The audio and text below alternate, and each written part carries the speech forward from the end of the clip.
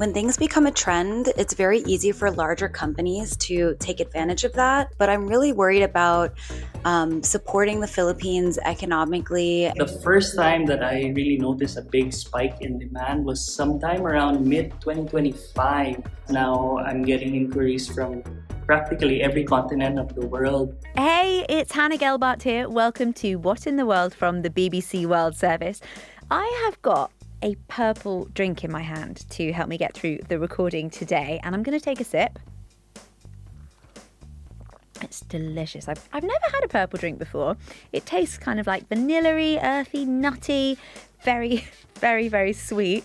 But the most amazing thing about it is the colour. It's got this deep purple colour at the bottom, and then it goes into a kind of light lilac as it goes up the cup. And bright purple foods and drinks like this have been absolutely everywhere on my timeline recently. I'm sure you might have seen some of them too, in lattes, hot chocolates, ice creams, even cosmetics. And this purple colour here, it comes from an ube, which is a purple yam type of root vegetable from the Philippines. It's been around for thousands of years, but social media has made it go viral. And the more I looked into ube, the more I found that it raised some interesting questions about money, about culture, and about who actually benefits when something goes viral. So today you're going to hear why ube has taken off and how some Filipinos feel about their food becoming a massive trend.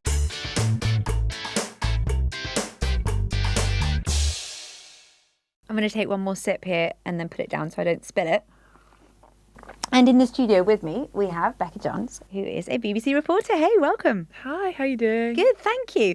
Have you tried ube? What do you think of it? I have tried it. I will say I'm a coffee lover. Yeah. So it's a bit of a shift for me, but I am a fan.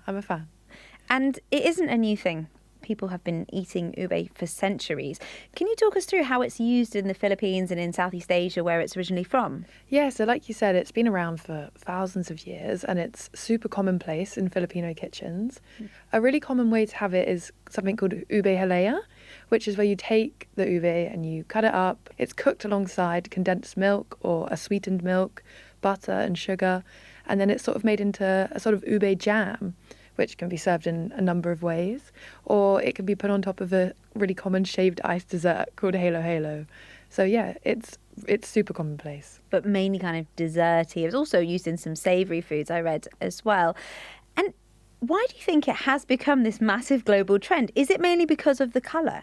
I think so, like coming on the back of the big trend with matcha or acai bowls, or even if we look at things like avocado on toast going back, anything that's bright coloured, Instagrammable, it's going to be really popular with people. But I will say that ube is actually, it's not as an overnight trend as people think. It's been mentioned as, flavour of the year going back to 2021, 2023. So it's sort of this sort of slow burn trend that really took off at the end of 2025 and into this year. And now we're seeing it in these massive international coffee shop chains. We're seeing it in bakeries. And of course, it is just all over social media. And this trend really got me thinking about how some Filipinos might feel about one of their local foods, about something they grew up with, suddenly becoming a massive global trend. And we're going to hear from some of them now. This is Cassiel. My reaction is very protective. Ube is a staple in many Filipino families' homes, and it's connected to memory and family. When things become a trend, it's very easy for larger companies to take advantage of that and use it for their next big product. But I'm really worried about supporting the Philippines economically and getting its recognition because it is indigenous to the Philippines. I even had this experience where I went to a restaurant and the waiter told me that my ube cocktail was a Japanese root. And I was so disappointed, and I had to educate him because he was spreading misinformation about something that he was selling and giving us. So I think it's so important just to amplify that so people know about what they're consuming. And here's Jane. Whenever anything Filipino gets recognized internationally, it makes me so excited and so proud. And that was my initial emotion with the rise of ube. But now I'm more concerned than anything because what I thought would be a big moment for the Philippines and Filipino farmers is actually quite the opposite because there's a shortage of ube in the Philippines now. Farmers are not necessarily profiting off of this, but I'm seeing huge brands that are not Filipino profit off of this. And this is Josette, who is an environmental journalist based in Manila. Like any other food trends that seem to go viral overnight, I think it's important to think about the sustainability of the sudden demand of the world for ube. It is quite a sensitive crop to grow, so it is susceptible to climatic hazards. And the Philippines is a country that is highly exposed to extreme weather events. Filipino ube farmers have also started to express concern over meeting the global demand for ube. At the same time, I think there is a question of heritage. It's so easy for foreign restaurants and cafes to incorporate the purple color in their drinks and desserts, label it ube at the end of the day, just to be able to hop on the trend. However, I think what we are missing here is that rare opportunity to introduce and share this unique Filipino cultural and historical heritage that really deserves its time in the spotlight. So, Becca, there are mixed reactions to this. Who is benefiting most from the success of ube? I think there's like a myriad of people that are capitalizing on it. Obviously, you're seeing Starbucks here in the UK, Costa Coffee, introducing ube products into their chains.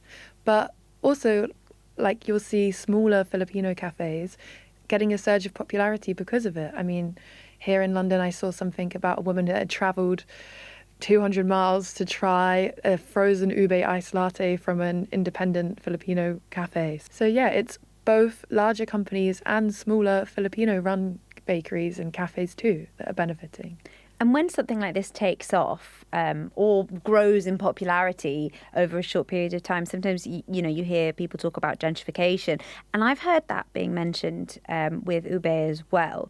What does this gentrification of ube actually mean? I think it's when people feel that there's not an appreciation for where the product came from. You're seeing a big coffee chain marketing ube, but are they making it clear that it's from the Philippines? And are people aware that it's a Filipino product that has such a rich history that's important to so many people?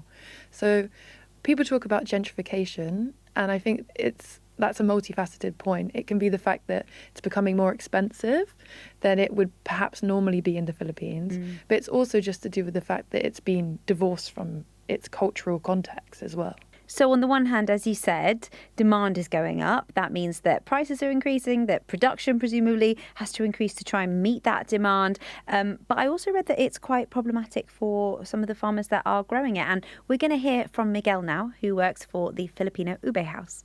I feel like ube supply has always been short of the demand simply because Filipinos, we love our desserts. So we can never get enough of ube in the first place. I would say the first time that I really noticed a big spike in demand was sometime around mid-2025. Now I'm getting inquiries from practically every continent of the world. So with the sudden spike in demand, I've started to see a decline in quality ube.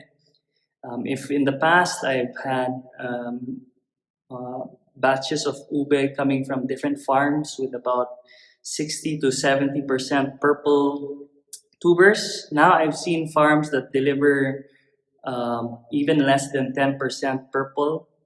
And so it really shows the quality over quantity issue. So as we heard with Miguel, there's issues with supply meeting demand. And that's something that's really hard for farmers to weigh up because this is a trend and trends do reach an end. So if farmers decide that they're going to really focus on producing ube and then, people in America or Europe or wherever it is that they're buying this product decide that they're over the trend, farmers are left with, a surplus in ube and other products that exist might have been neglected. So it's a really hard decision for them. Social media really is driving these crazes, right? Green of matcha, the purple ube. What do you think might be the next food fad? That's a really good point, actually. I think I saw something about like guava coming back in, pink guava. I do love a guava. And of course, pink. It would fit right on my Instagram feed. Becca, thanks so much for coming in the studio. Oh, thank you for having me. I'm going to have another sip of this, but before I go, I want to shout out some of the comments that you guys have been leaving us. So we did an episode about Indian graduates struggling to find jobs. Nearly 40% of grads who are under 25 can't find work. And Chandan said that Indians are running after certificates and qualifications instead of learning the skills that the current industry requires. In fact, artificial intelligence is helping us do our work faster than ever before, and it is making individuals capable of performing high-level jobs. So that's an interesting take. And Zile said that the same thing is happening in Pakistan, that young people are out of jobs. So does that mean that many of you, listening to this might be living at home for longer or are choosing to move abroad for work? I would love to hear from you. You can get in touch with us right here on YouTube. You can drop us a comment below. We're also on Instagram at BBC What in the World, so slide into our DMs. I'm Hannah. This is What in the World from the BBC World Service, and I'll see you soon.